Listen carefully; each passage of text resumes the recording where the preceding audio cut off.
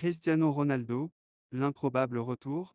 Exilé en Arabie Saoudite depuis plus d'un an, Cristiano Ronaldo aurait toujours la cote en Italie, où plusieurs clubs de Serie A s'intéresseraient à lui. Tout ne se passe pas forcément comme prévu pour Cristiano Ronaldo en Arabie Saoudite. Un peu plus d'un an après son arrivée sensationnelle à Al Nassr, l'attaquant portugais est toujours pas en position de gagner le titre avec le club basé à Riyad, deuxième de Saudi Pro League à cette longueur du leader Al Hilal. De quoi lui faire regretter son choix? Pas vraiment, même si en Europe certains clubs lui feraient du pied pour qu'il revienne. Malgré ses 39 ans, qu'il a fêté le 5 février dernier, le quintuple Ballon d'Or aurait effectivement encore la cote sur le vieux continent, notamment en Italie. C'est en tout cas ce que révèle l'incidé Etam et Limani sur son compte X, ex-Twitter. Certains clubs de Serie A ont demandé Cristiano Ronaldo, affirme-t-il ainsi.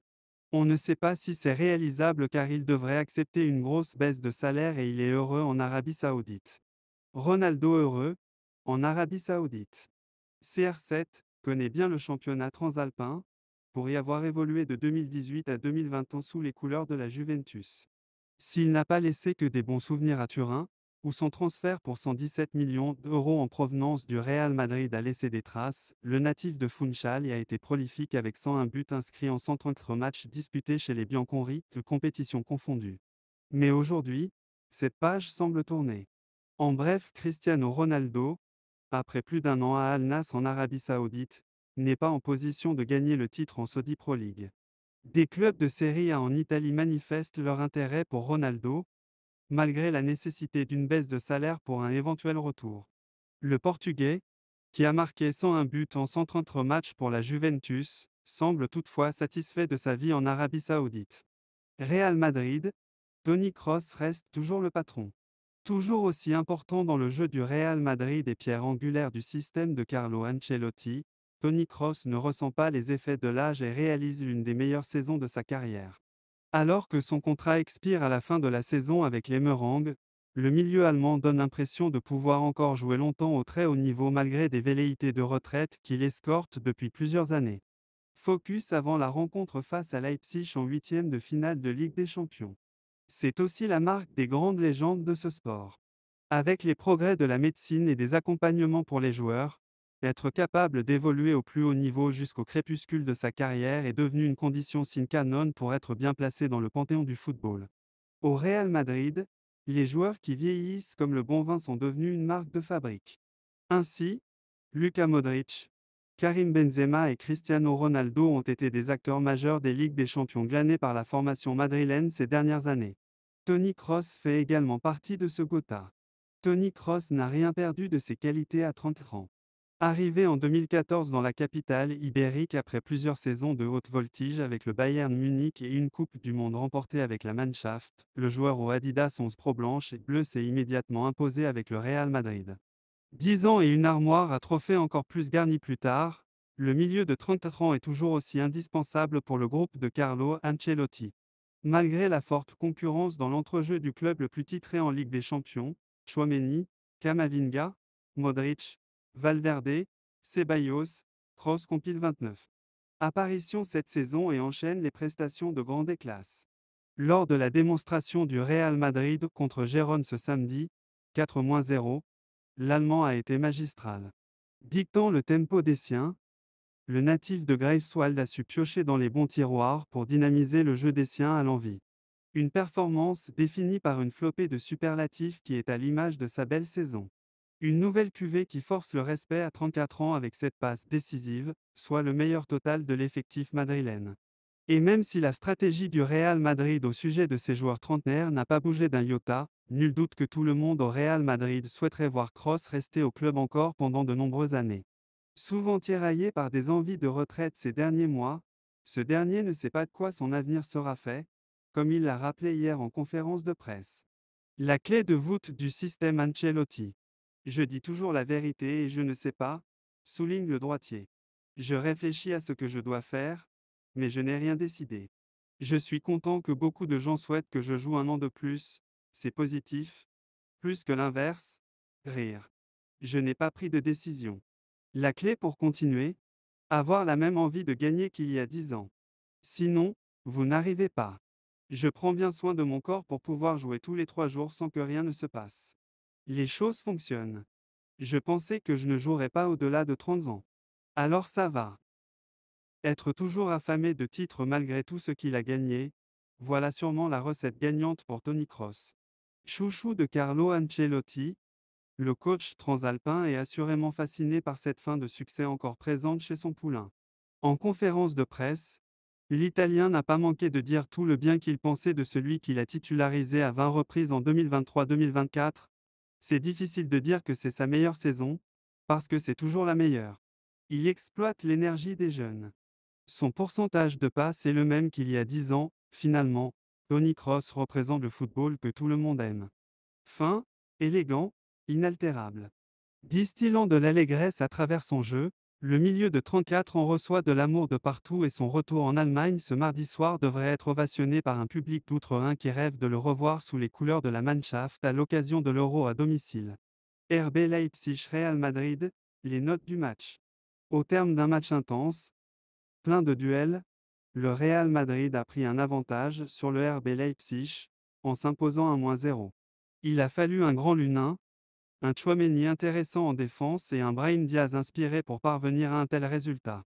Le fièvre de la Ligue des Champions est officiellement de retour dans le ciel européen après plusieurs mois d'une attente interminable. Le Real Madrid, lauréat de 14 coupes à grandes oreilles, se déplaçait ce mardi soir en Allemagne, sur la pelouse de la Red Bull Arena pour y défier Leipzig, en huitième de finale allée de la Ligue des Champions.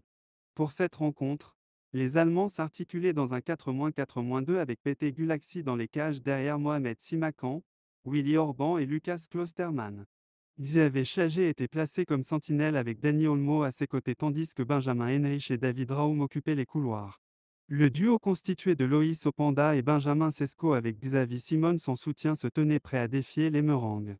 De leur côté, les Espagnols s'organisaient dans un 4-4-2 losange avec André Lunin qui officie comme dernier rempart.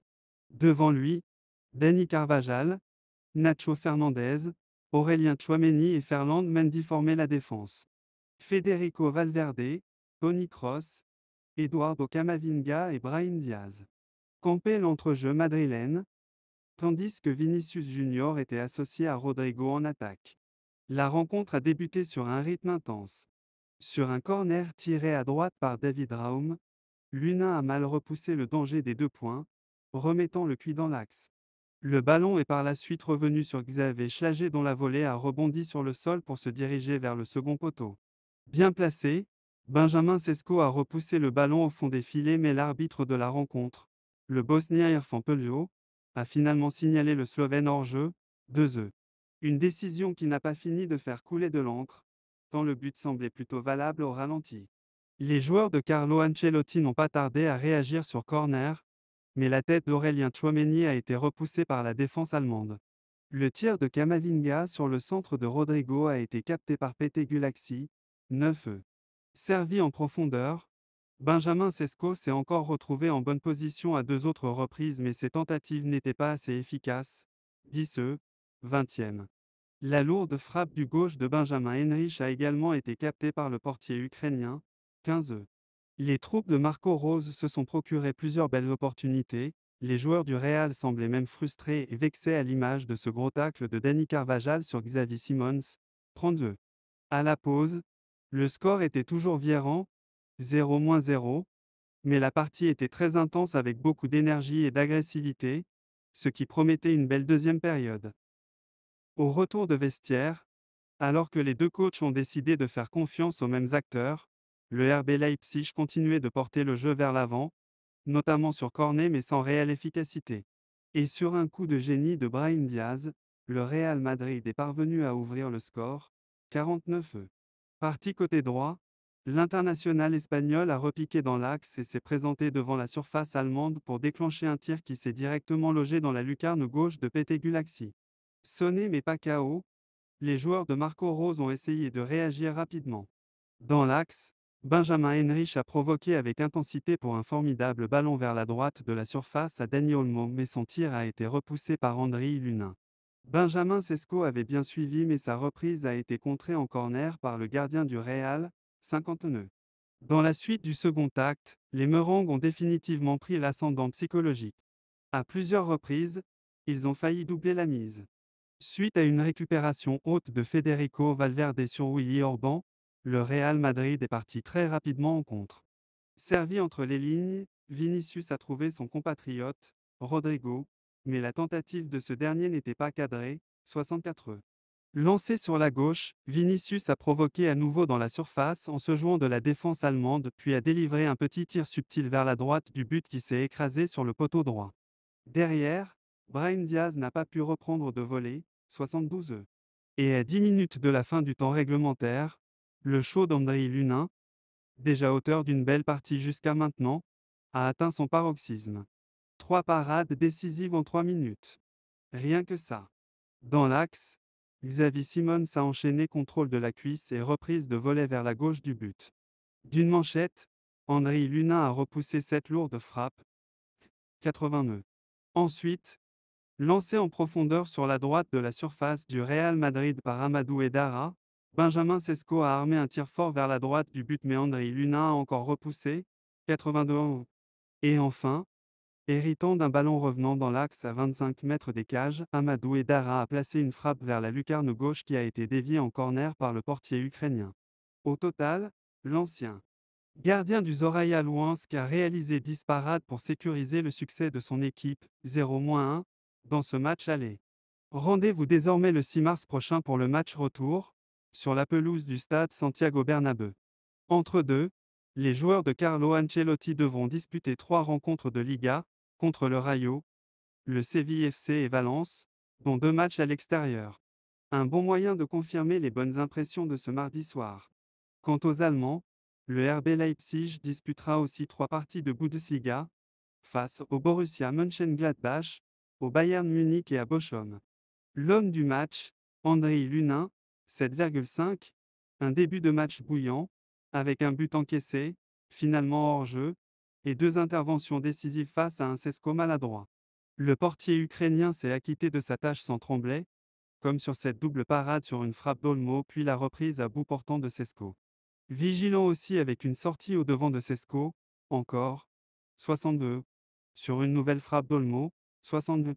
Jusqu'au bout, Lunin a dégoûté les joueurs de Leipzig, à l'image d'une nouvelle intervention sur une frappe lointaine de Edara.